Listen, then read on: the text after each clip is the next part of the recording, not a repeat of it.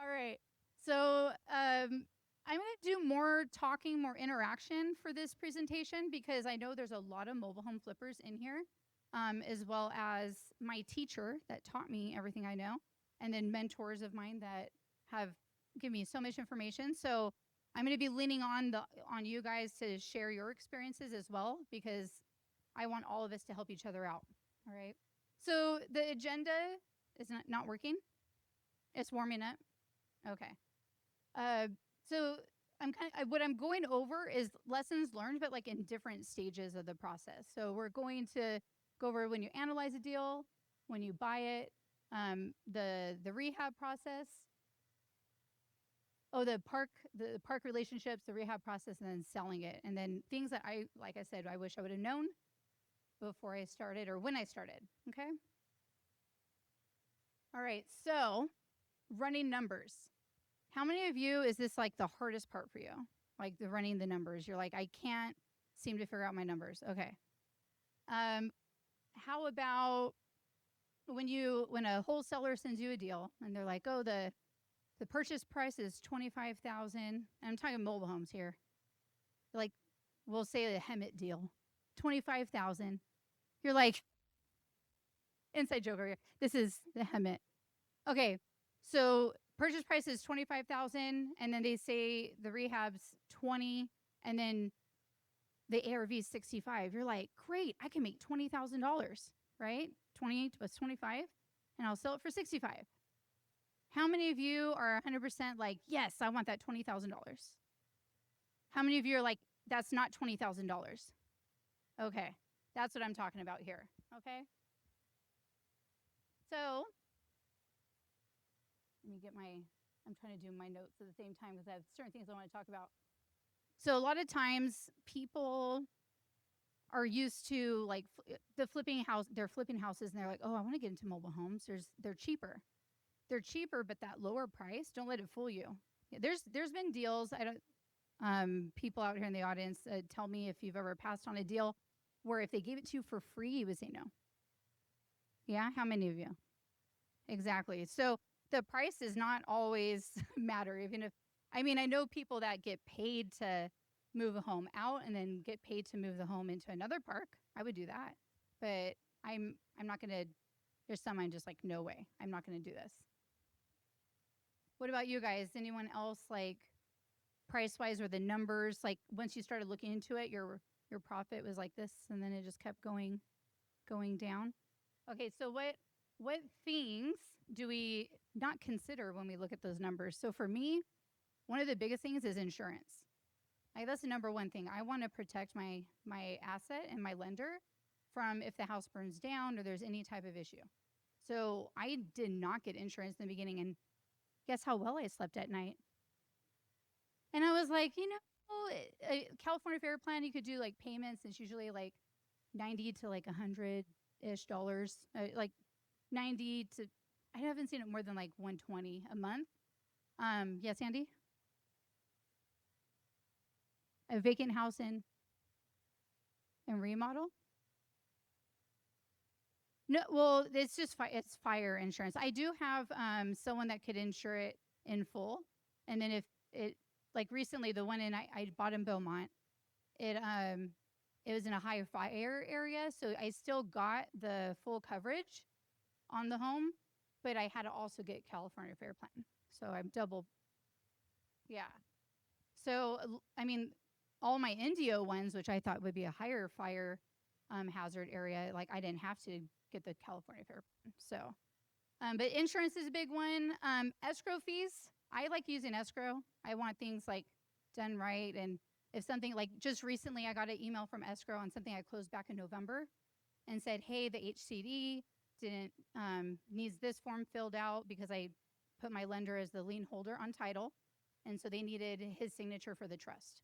So they're sending a form back for him to sign. So it's like, but I didn't have to do that. I don't have to drive down to the HCD and do that. So I like paying the extra few bucks.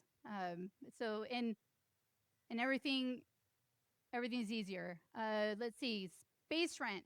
A lot of us like, okay, I'm going to sell this in 3 months. Okay, How many of you sold a property recently in 3 months?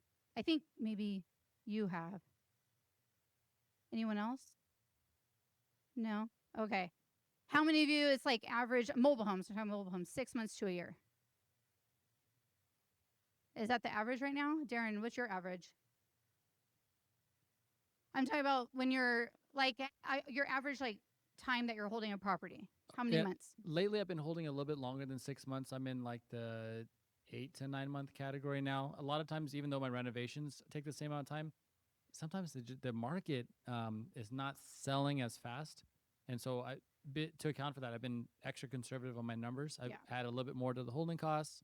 I want to buy it for a little bit less, and I'm willing to be even more conservative on my sell price because things can happen in 6 months. Prices may drift downward, and I want to make sure I can account for that. Exactly. So before on all age parks, I was budgeting for 6 months holding costs, and then 55 plus or any age restricted park was a year.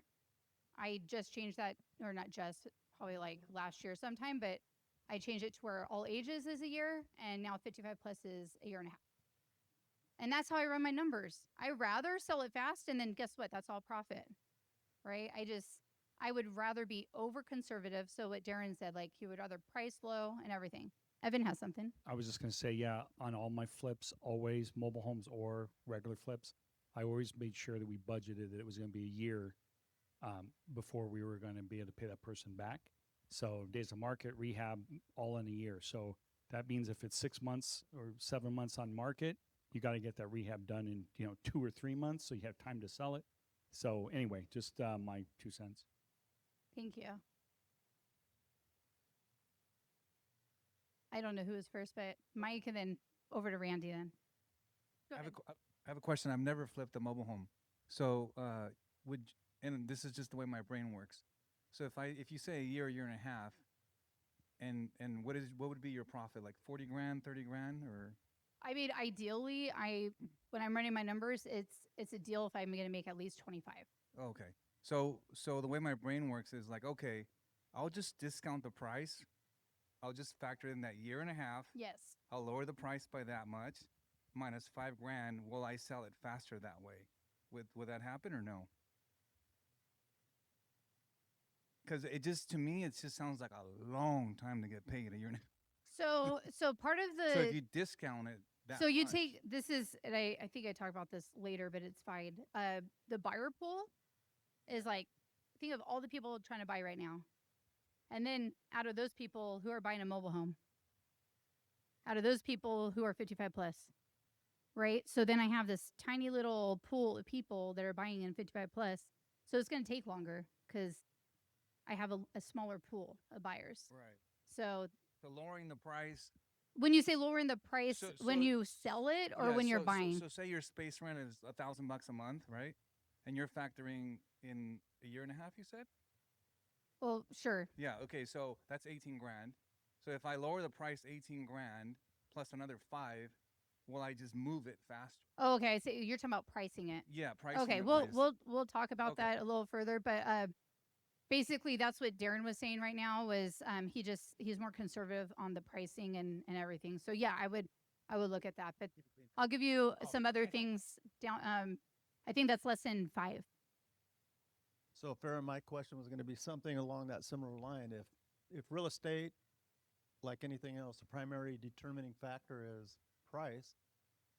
If your price is right, even if it's 55 plus, why would it take 6 months longer?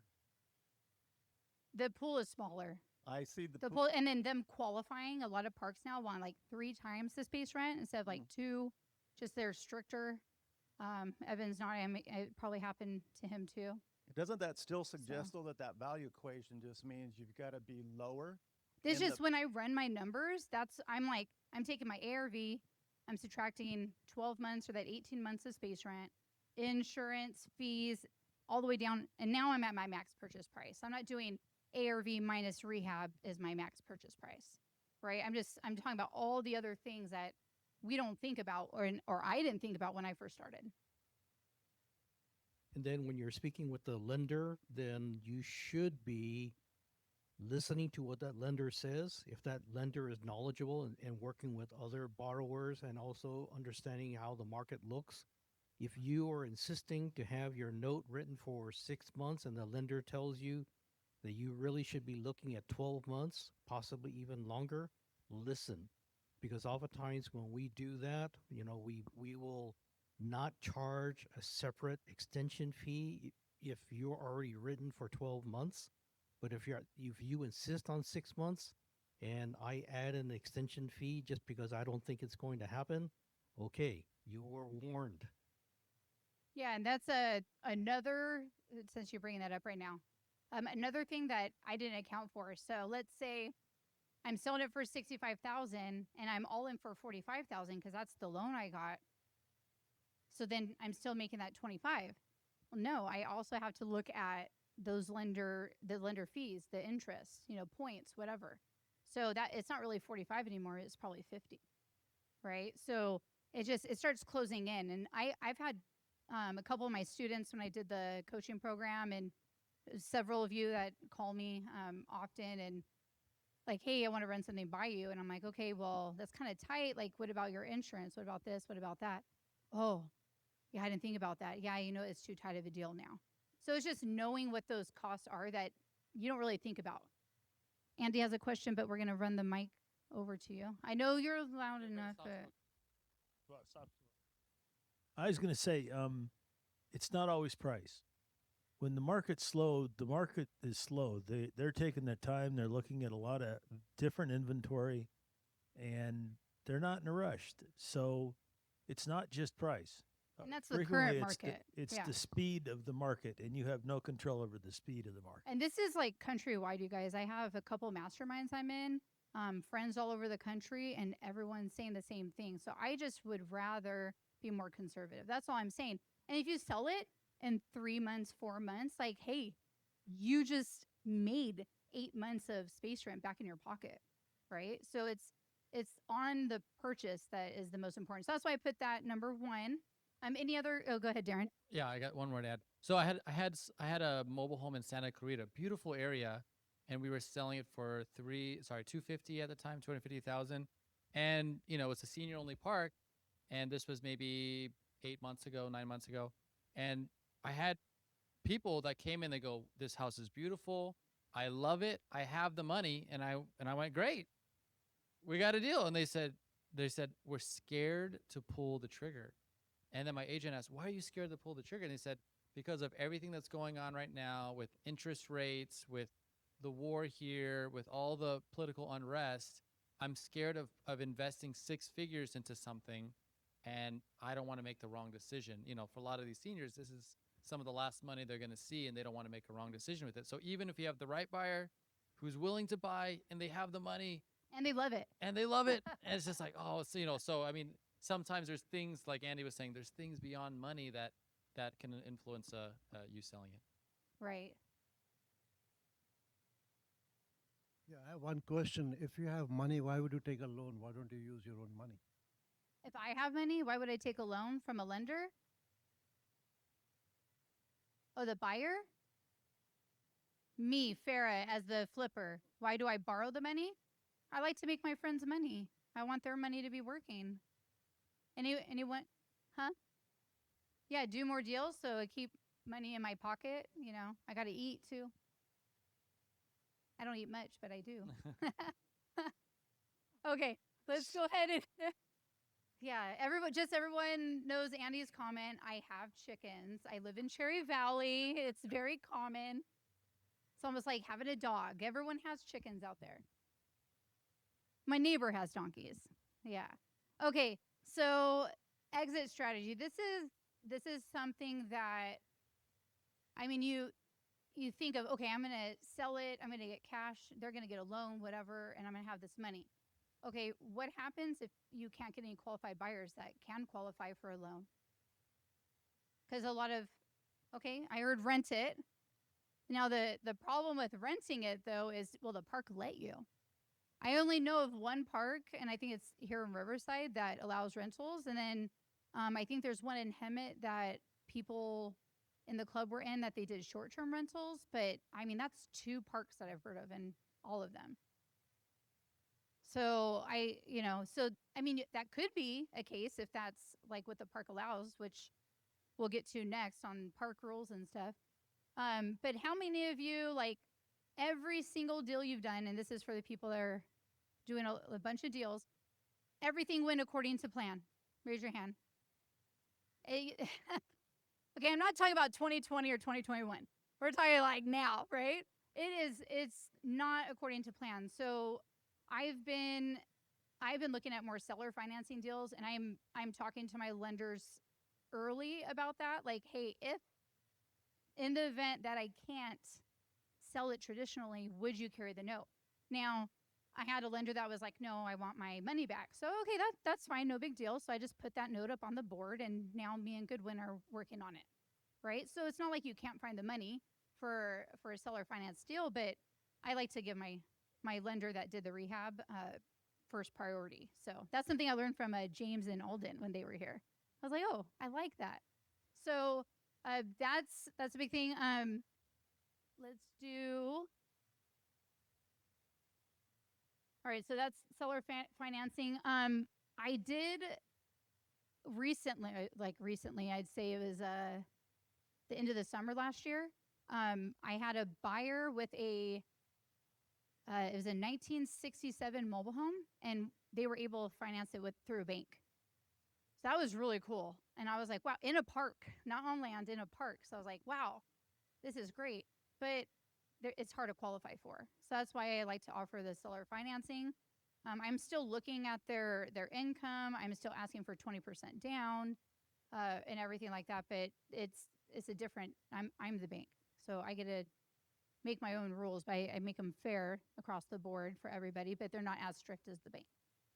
Anyone want to add to that? No. Is there any other exit strategies for mobile homes? I mean, there's cash, financing, seller financing, renting. Did I miss any? I just want to make sure that I'm not thinking of something. You could move it. So I don't know if you guys heard this story, and I don't want to say names, even though one of them did post on Facebook about it, but they actually bought a mobile home without talking to the park manager. I'm kind of getting ahead of myself because that was going to be for next time or the next lesson.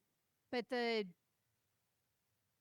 bought it, and then now the park is like, they agreed to, like, they can move it out of the park, or like they could pay the lien that the lady owed and keep it there, but the numbers don't make sense. So I was like, well, what if you find a piece of land that you can move it to, and who knows, you might make money. So I think that's what they're doing right now, right? They're looking for land. Yeah. So it's one of those things, like, you always have to have, like, worst case scenario if something happens. So main